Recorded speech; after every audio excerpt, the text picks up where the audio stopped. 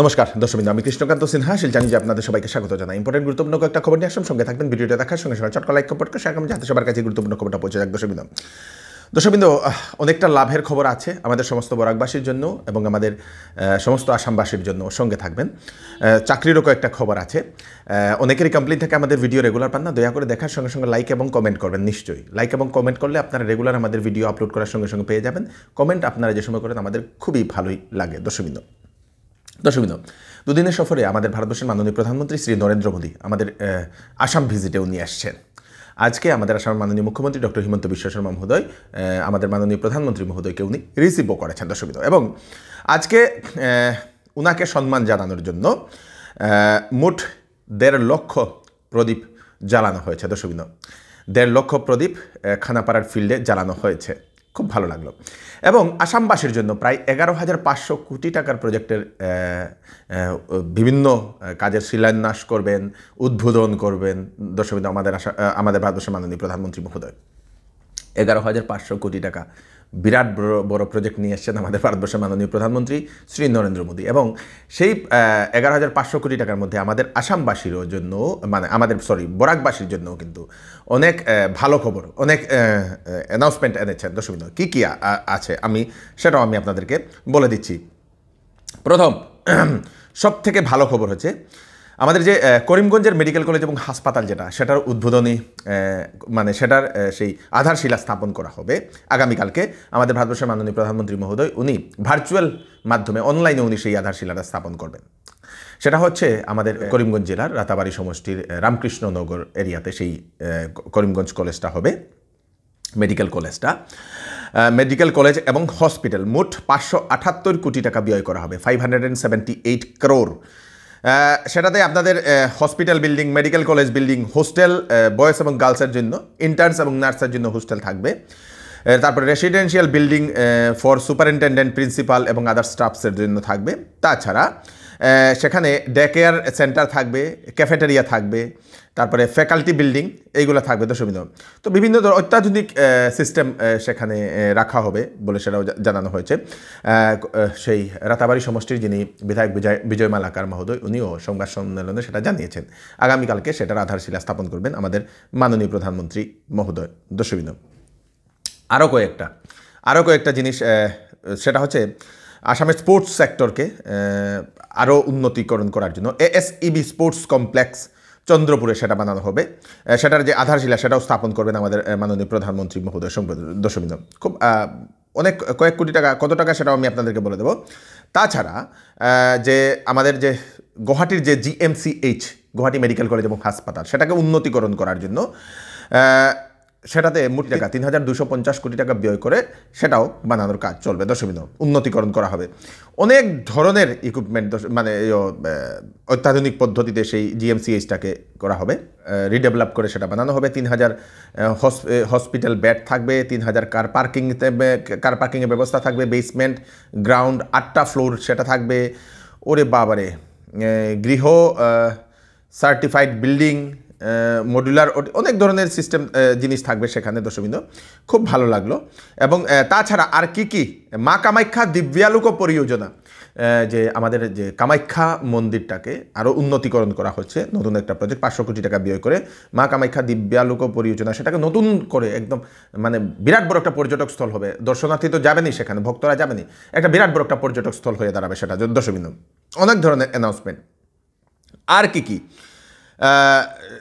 আপনাদের লোকপ্রিয় গোপীনাথ বরদলৈ অন্তরাষ্ট্রীয় বিমানবন্দর সংযোজিক পথর বহলীকরণ সেটার 358 কোটি টাকা, 358 কোটি টাকা সেটাতে ব্যয় করা হবে।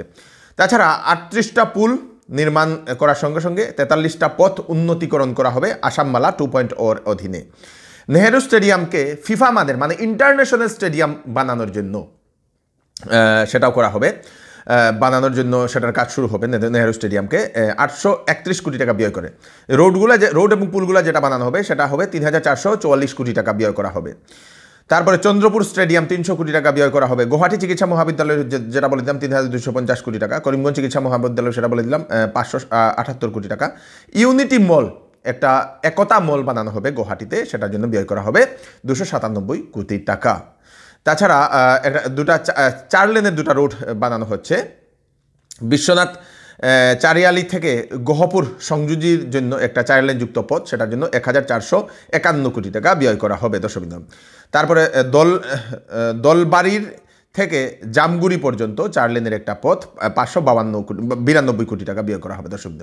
তো এই সব প্রকল্পের অ্যানাউন্সমেন্ট করবেন আমাদের ভারতবর্ষের মাননীয় প্রধানমন্ত্রী শ্রী নরেন্দ্র মোদী মহোদয়। এবং সব থেকে ভালো জিনিস হচ্ছে আমরা বরাকবাসী প্রধানমন্ত্রীর কাছ থেকে একটা বিশেষ একটা উপহার পেয়েছি, সেটা হচ্ছে আমাদের যে করিমগঞ্জের মেডিকেল কলেজ এবং হাসপাতাল। কারণ হচ্ছে বরাকে শুধু শিলচর মেডিকেল কলেজ এবং হাসপাতাল একটা থাকায় কিন্তু সেখানে অনেক যারা রুগীরা আসেন ওনারা অতিরিক্ত মানুষ হওয়ার কারণে সেখানে হয়তো ভালো চিকিৎসা পান না। চিকিৎসা সুবিধা তো আছে কিন্তু যেরকম ওনারা চাইছেন সেরকম হয়তো সুবিধা পান না, অনেকেই সেরকম একটা কমপ্লেন করেন।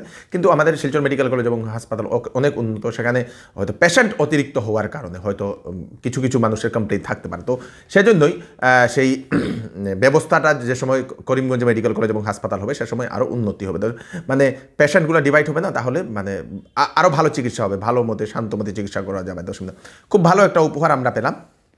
তাছাড়া আরেকটা হচ্ছে আমাদের শিলচরের মেডিকেল কলেজ এবং হাসপাতালে যে আসাম ক্যান্সার কেয়ার যে ফাউন্ডেশনের তরফ থেকে, যেটা টাটার তরফ থেকে যেটা করা হচ্ছে ক্যান্সার হাসপাতাল, যেটা শিলচর মেডিকেল কলেজ এবং হাসপাতালের ক্যাম্পাসে, সেটার কাজ প্রায় 99% শেষ হয়ে গেছে। 135টা বেড যুক্ত সেই হাসপাতালটি শীঘ্রই সেটার উদ্বোধন করা হবে, মানে এই মাসের মধ্যে, ফেব্রুয়ারি মাসের মধ্যে সেটা শেষ হবে, হয়তো মার্চ মাসের মধ্যেই সেটা চালু করা হবে। এবং আমাদের বরাকবেলির যে লোকেরা ক্যান্সারের চিকিৎসার জন্য আর ওনাদেরকে বাইরে যেতে হবে না, কারণ সেখানে যেহেতু টাটার হসপিটাল, তো সেখানে অত্যাধুনিক চিকিৎসা পদ্ধতি থাকবে দর্শক। খুব ভালো একটা মানে অনেক খুশির খবর আমাদের সমস্ত বরাকবাসীর জন্য। তাড়াতাড়ি ভিডিওটা সবাইকে পাঠিয়ে দেবেন যাতে সবার কাছে এই খবরগুলো পৌঁছে যাক দর্শকবৃন্দ।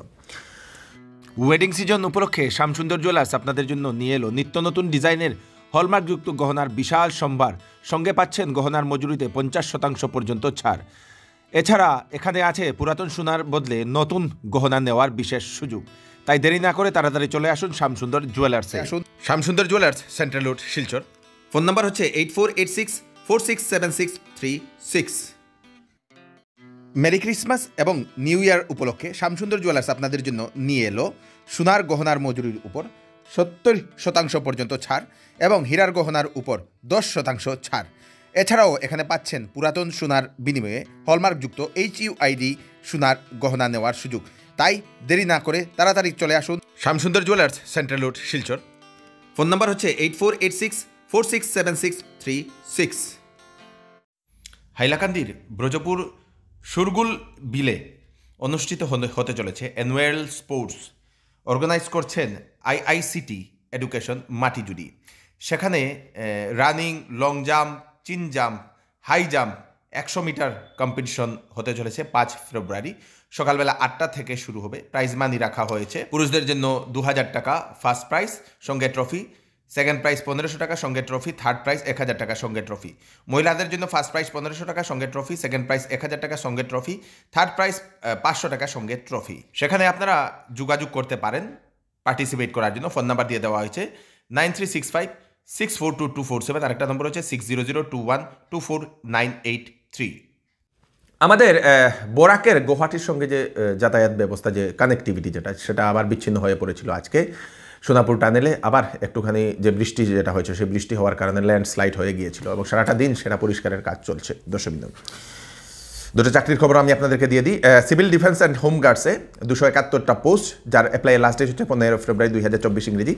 আনরিজার্ভ 82টা, ওবিসি এমওবিসির জন্য 64টা সিট, তারপরে আপনাদের এসসির জন্য 17টা, এসটিপির জন্য 24টা, এসটিএইচের জন্য 77টা ভ্যাকেন্সি। স্যালারি 14,000 থেকে 60,500, সঙ্গে গ্রেড পে থাকছে 5,600 টাকা।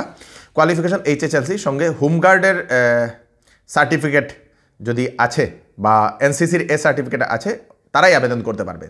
যাদের হোমগার্ডের সার্টিফিকেট যাদের আছে অথবা যাদের এনসিসির সার্টিফিকেট আছে ওনারাই আবেদন করতে পারবে ম্যাট্রিক পাসের সঙ্গে সঙ্গে।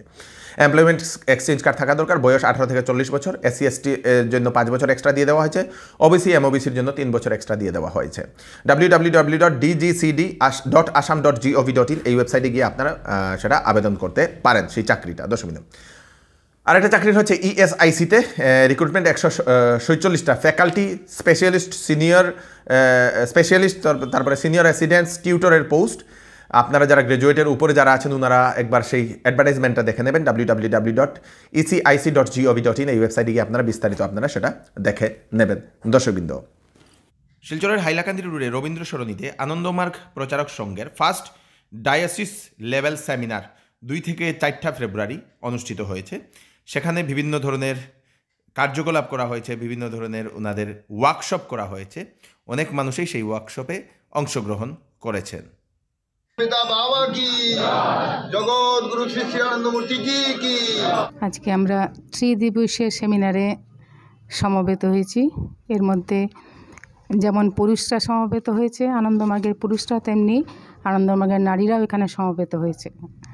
নারীরা ঈশ্বরের এক অপূর্ব সৃষ্টি, তাই আমরা চাই এই নারীরা শোষণ মুক্ত হয়ে, সমাজে সর্বাত্মক শোষণ থেকে মুক্ত হয়ে একটা সুন্দর জীবন পরিচালনা করুক, একটা সুন্দর সমাজ গড়তে সাহায্য করুক। এভাবে নারীরা গড়ে উঠুক, শারীরিক দিক দিয়ে তারা সবল সুঠাম হোক, রোগমুক্ত হোক, মানসিক দিক দিয়ে তারা স্বাবলম্বী হোক, আর্থিক দিক দিয়ে তারা স্বাবলম্বী হোক, আত্মিক দিক দিয়ে তারা আরও উন্নত হোক, এলিভেটেড হোক।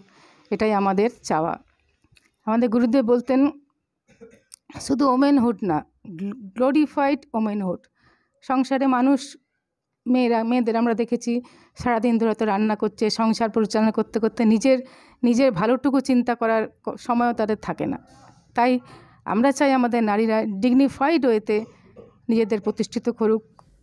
আমাদের আসামের কয়েকটি জেলাতে ইয়েলো অ্যালার্ট জারি করা হয়েছে বৃষ্টির জন্য। ইয়েলো অ্যালার্ট, তার মধ্যে আমাদের বরাকভ্যালি নেই, কিন্তু বরাকভ্যালিতে বৃষ্টিপাত হবে না। বরাকভ্যালি ছাড়া অন্যান্য বিভিন্ন জেলাগুলোতে বৃষ্টিপাত হওয়ার সম্ভাবনা, তাছাড়া উত্তর পূর্বাঞ্চলের বিভিন্ন জেলাতে বৃষ্টিপাতের সঙ্গে শিলাবৃষ্টিও হওয়ার সম্ভাবনা বলে আইএমডি সেটা জানিয়ে দিয়েছে। দর্শকবৃন্দ, এই হচ্ছে আজকে স্পেশাল আপডেট। আপনারা তাড়াতাড়ির জন্য সাথে সবাইকে পাঠিয়ে দেবেন যাতে সবার কাছে পৌঁছে যাক। আমি কৃষ্ণকান্ত সিনহা আবার নতুন আরেকটি ফ্রেশ আপডেট নিয়ে আবার আপনাদের সবার সামনে ফিরে আসবো। ততক্ষণ আপনারা সুস্থ থাকবেন, সেফ থাকবেন, সবাইকে সেফ রাখবেন। নমস্কার।